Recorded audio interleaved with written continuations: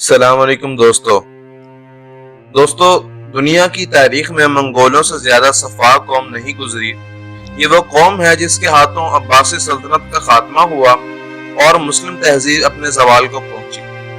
ان میں انسانیت نام کی کوئی چیز نہیں تھی۔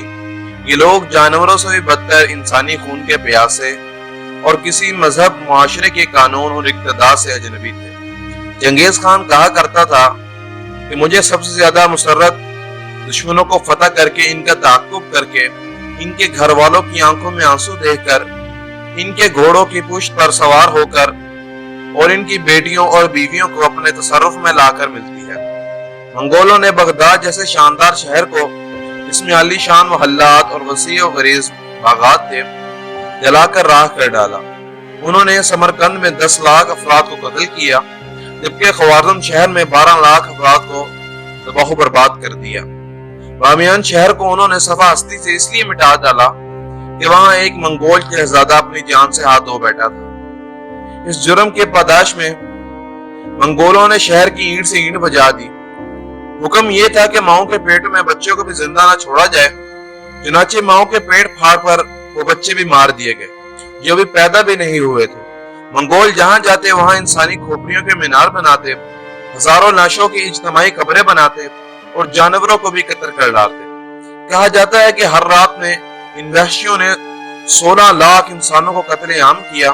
ان شہروں کی تباہی کے نتیجے میں ہزاروں دانشور، شاعر، اسکالر، مصور، لکھاری سب مارے گئے۔ مسلم آرٹ اور کلچر ختم ہو گیا، کتب خانے تباہ ہو گئے، کتابیں دھول بن کے رہ گئیں۔ سینکڑوں برس سے محفوظ قیمتی نسخے، علم کے خزانے اور مسلم سلطنت کے جاہ و جلال سب مٹی میں مل گیا۔ عمر غریز شہرائیں، وادیاں جہاں زندگی دوڑتی تھی، دیکھتے ہی دیکھتے ویران ہو گئیں۔ 1258 میں چنگیز خان کے پوتے ہلاکو خان نے بغداد پر حملہ کیا۔ بغداد اس وقت مسلم شان و شوکت کا مرکز تھا۔ مورخین لکھتے ہیں 34 دن تک بغداد میں 18 لاکھ انسانوں کا قتل عام ہوا۔ بغداد کی گلیوں میں خون کی ندیاں بہتی نظر آئیں اور دریا کا پانی بغدادیوں کے خون سے سرخ ہو گیا۔ اللہ کی قسم، جو اس سلطنت کا آخری حکمران تھا، اسے منگولوں نے گھوڑوں کے پاؤں تلے روند کر کچل ڈالا۔ مورخین کہتے ہیں کہ بغداد کی تباہی فقط ایک شہر کی تباہی نہیں تھی، بلکہ اس سانحے کے دور سیاسی نفسیاتی اثرات مرتب ہوئے۔ خلیفہ کو مسلمت امہ کا روحانی سربراہ سمجھا جاتا تھا اور بدترین دور میں بھی خلیفہ کے اتحاد کو عالمی طور پر جانا جاتا تھا۔ بغداد اس وقت خلافت کا مرکز تھا۔ خلافت بھی ختم ہوئی، مرکز بھی تباہ ہوا اور خلیفہ کو ذلت و آمیز شکست ہوئی۔ بغداد اس دور میں علم و ادب کا گہوارہ تھا۔ بغداد کی شکست و تباہی کی سب کچھ ختم ہو گیا۔ کتابوں کے عظیم خزانے، آرٹ کے نادر نمونے، فلسفے اور سائنس کا وہ علم جو کئی سو برسوں کی محنت کے بعد کشید کر کے بغداد کے درسگاہوں میں پڑھایا جاتا تھا، سب دنیا سے مٹ گیا۔ مساجد، جامعات، ہسپتال، محلات، لائبریریاں سب دھول بن کر رہ گئی۔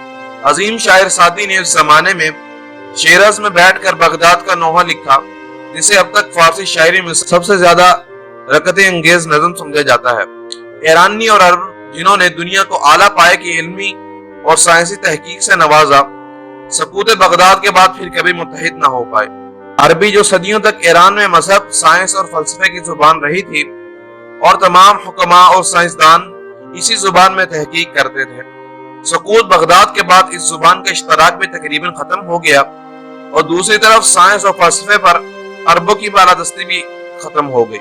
ایک ایسی شاندار سلطنت جہاں علم و حکمت کے چشمے پھوٹتے تھے، فلسفی اور حکماء مذہب اور خدا کے وجود پر بحث کرتے تھے، سائنس کی تحقیق جہاں اپنے عروج پر تھی، ادب و فن کے شاہکار جہاں تخلیق کیے جاتے تھے، آخر ایسا کیا ہوا کہ اسے منگول جیسے وحشی قوم نے نیست و نابود کر کر رکھ دیا؟ اس کا جواب ہم کسی اور ویڈیو میں دیں گے۔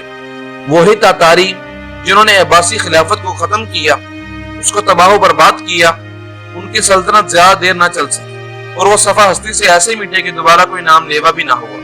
اس کے برعکس مسلمانوں کے کیس میں ایک معجزہ ہوا۔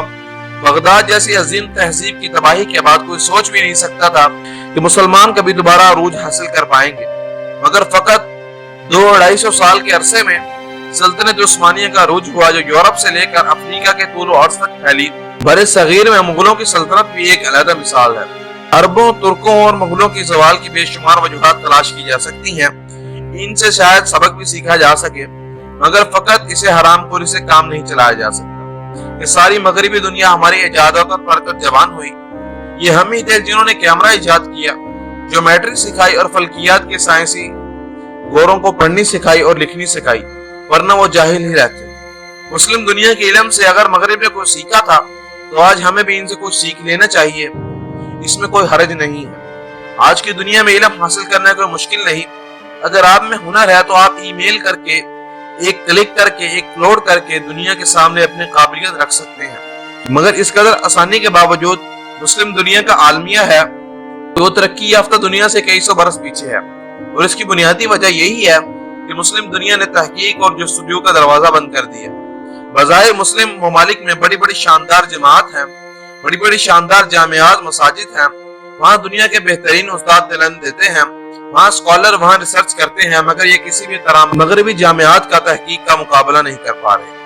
अकेली स्टैनफोर्ड यूनिवर्सिटी के नोबल इनाम याफ्तगान की तादाद पूरी मुस्लिम दुनिया के नोबल इनाम याफ्तगान से ज्यादा है। तहकीक और तनकीद शऊर को परवान चढ़ाने की आजादी ही वाह की तरीका है जो मुस्लिम दुनिया को इस ज़वाल से निकाल सकता है। उम्मीद करता हूँ कि आपको मेरी ये वीडियो पसंद आई होगी। अगर आपको मेरी वीडियो पसंद आई है तो इस वीडियो को लाइक करें, चैनल को सब्सक्राइब करें और बेल आइकन को प्रेस करना ना भूलें। मिलेंगे एक नई वीडियो के साथ, तब तक के लिए अल्लाह हाफिज।